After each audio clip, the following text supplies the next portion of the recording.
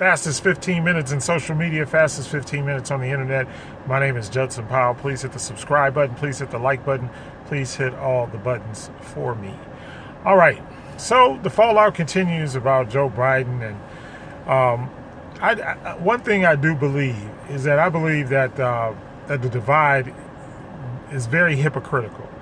And I posted today on Facebook, and what I said was, all y'all melanated people, for 8 years while he was vice president, y'all ain't said nothing. Then all of a sudden he's running for president. Now all of a sudden everybody hates him. He got this whole horrible track record. But nobody said nothing when he was running with Obama. And nobody said nothing once he got in with Obama.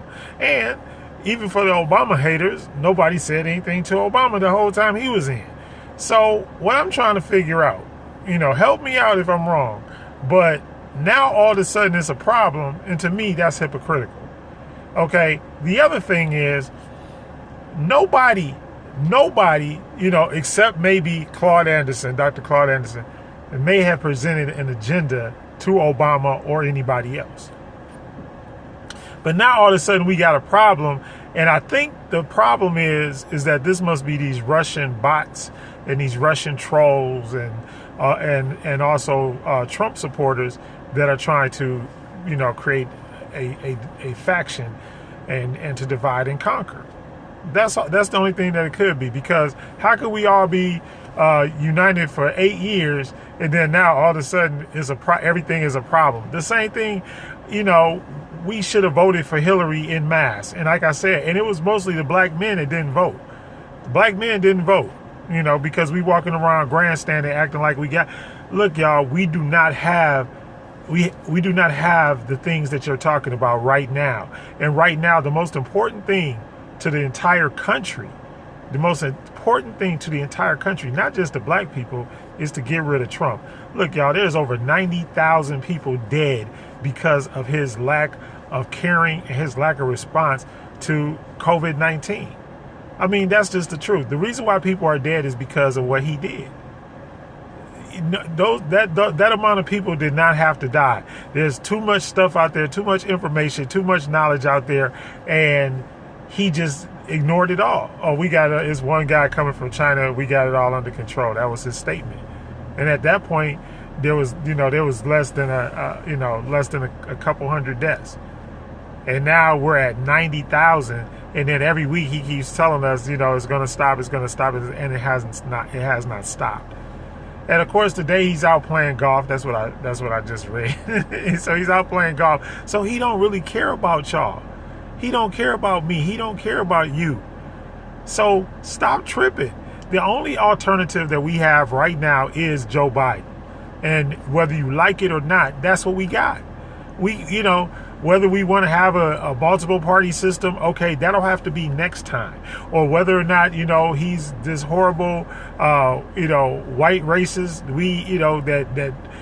that single-handedly, put everybody under the crime bill and, single-handedly locked up more black men than all these things, all these accusations. And the other thing is, most of these accusations are unfounded and untrue. I lived through the crime bill, when the crime bill was being made. All right. And like I said, the only thing that black people and back then, black people didn't say nothing about it. When they were enacting the crime bill, why didn't black people speak up then?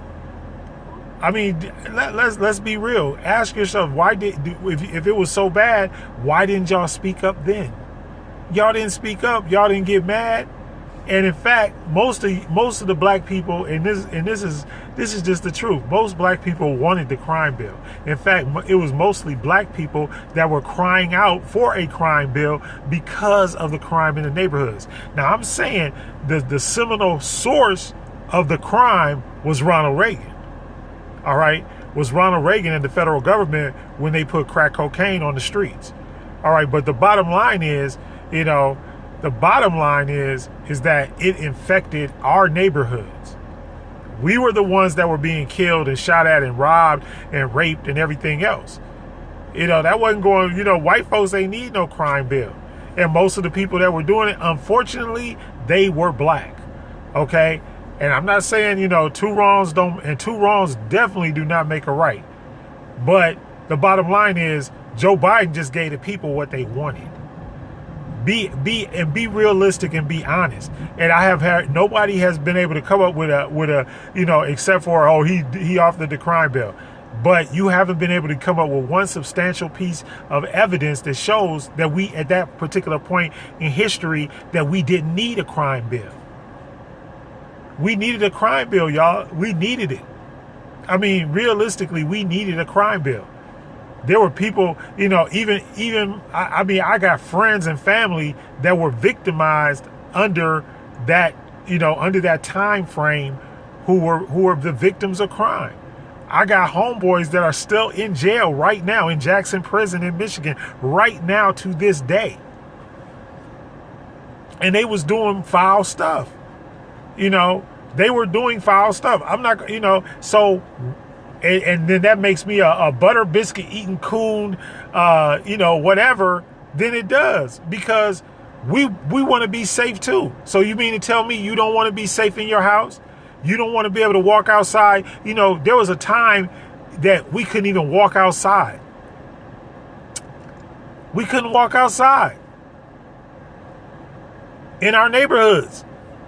It's like that. In fact, it's like that in Chicago right now.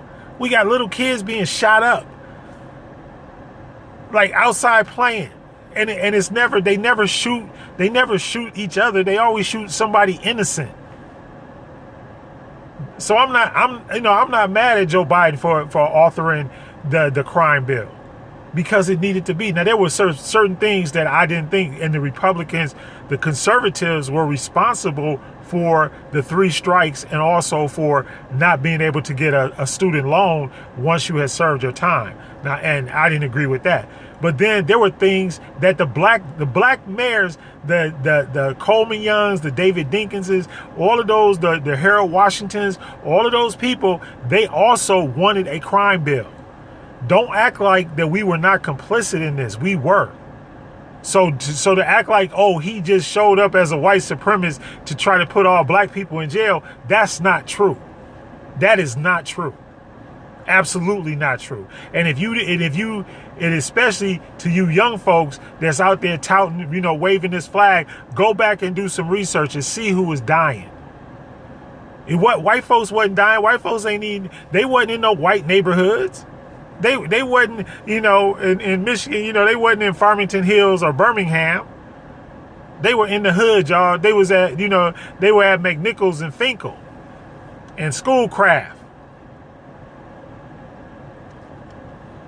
and 12th Street, Rosa Parks and Gratiot. Okay? Don't sit up there. And in DC, they were not in the prominent areas. They were not in Northwest. They was in Southeast, like down there where that new baseball stadium is and all of that. That was an open air drug market. So don't get the game twisted. And it was black people that wanted their streets back. It was not white people.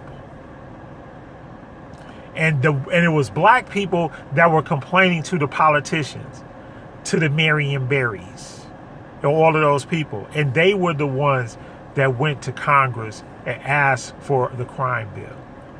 Black folks, not white folks. Because like I said, they weren't affected by it. Mayor Bradley in Los Angeles. Los Angeles was one of the hardest hit areas ever. And then all of a sudden they went through all that, and then here comes gangster rap. Their gang problem and their gang population shot up so fast it made your head swim. It was not going on. It was not going on in Malibu and Beverly Hills, y'all. That's not where it was going on. So stop all this other. So now all of a sudden y'all gonna be, all these what do y'all call them? Keyboard activists or whatever, because y'all haven't done your research. Do your research. When Freeway Ricky Ross started selling crack cocaine for Ronald Reagan on the streets, and I'm not saying he did it knowingly, but that's what happened. And then the next thing we know, what happened? The gang culture exploded. The drug culture exploded. There was people all over everywhere on crack cocaine, everywhere. and it had no boundaries. But the majority of the crime, the killings, the stealing, all of that stuff was taking place in the inner cities in America. It was not taking place in rich, populated areas. So white folks didn't need a crime bill, y'all. You know, Scottsdale, Arizona didn't need no crime bill. You know, think about it. And so now y'all gonna beat up on Joe Biden? That's what I'm saying. He was not alone. He didn't do all of that alone. He was just doing what people asked him to do as a politician. He's a public servant. And I'm not saying he's perfect, and I'm not saying he's, you know, that's not the point of none of this. The point of all of this is to show you that, look, the things that you think happened, or the things that you think, you know, but it was not let's lock up all the black men. That was never it. That was it for Ronald Reagan. That was it for the conservatives and the Republican Party, because then they figured out a way to privatize jails and prisons. But that was not a democratic. That was never a democratic thing. And I challenge you to fight. If I'm wrong, I challenge you right now to find me proof that was a democratic. And I'm talking about partisan lines, but that was a Republican conservative thing. They were the ones that were investing in privatized prisons and jails, and that started in the 80s. And I mean, there was a lot of talk about it and everything like that. But they were the ones that started that movement, and they were the ones that figured out a way to make money off of locking up black men, because now they had the crime bill. They were like, hey, let's make money. Let's figure out a way to turn this into cash. And like they ain't doing it now with COVID-19. Like they ain't doing it right now. They doing the same thing right now. Like you don't think that the medical and pharmaceutical industrial complex is figuring out how to make money off of your ass right now? That's why they keep scaring y'all. That's like when they put a black face. Everybody black that dies, they put y'all on the news. They put y'all front and center. Everything black that happens, they put you out there on the media. Why? To influence your decision to take that vaccine or to take whatever medicine that they come up with. Even if it's to take a medicine that's for malaria, like that's why y'all think. Look, and then Trump assigns a drug czar that has like huge interest in the pharmaceutical companies. He has money invested in it. Look, y'all gotta wake up and see. And the thing about it is, y'all gonna so what? Y'all not gonna vote? Everybody walk around talking about they ain't gonna vote, and then you're gonna have 4 more years of Trump, and it's gonna be worse than the first 4 years. You know why? Because now he knows he's unchecked. You know, the whole thing about checks and balances. Trump knows he's unchecked. He ain't checked. He got impeached, and his boys didn't vote him out because he know he got a majority. And staying there, he got the courts on his side. He got because they all his cronies. They his boys. So you got to do something to disrupt him. And if you don't, then it's going to get worse. And ain't nobody going to stop him. They ain't stopped him yet. 90,000, it's over 90,000 people already dead from coronavirus. Ain't nobody said nothing to him about changing up the protocol or talking about prevention or doing nothing. He out playing golf. Why? Because he know he good. And the only thing that we got to hold on to now is Biden, whether you know it or not. Because if we don't get Biden in there, guess what? It's gonna be 4 years of hell. Because he unchecked. And y'all know he a liar. Y'all know he's a white supremacist, and y'all know that he's a white nationalist. He don't think that the country should be for nobody but rich white folks. He don't even like poor white folks. So trust and believe. If y'all don't vote for Biden, you know, and I ain't saying he my boy or nothing like that either. But what I am saying is sometimes there is a lesser of two evils.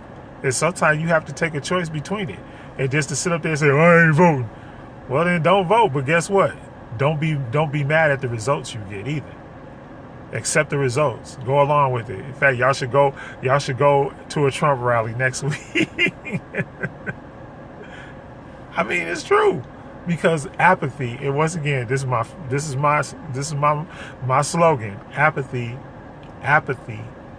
is not a strategy. To do nothing is not a strategy. I say vote Biden in and hold his behind accountable.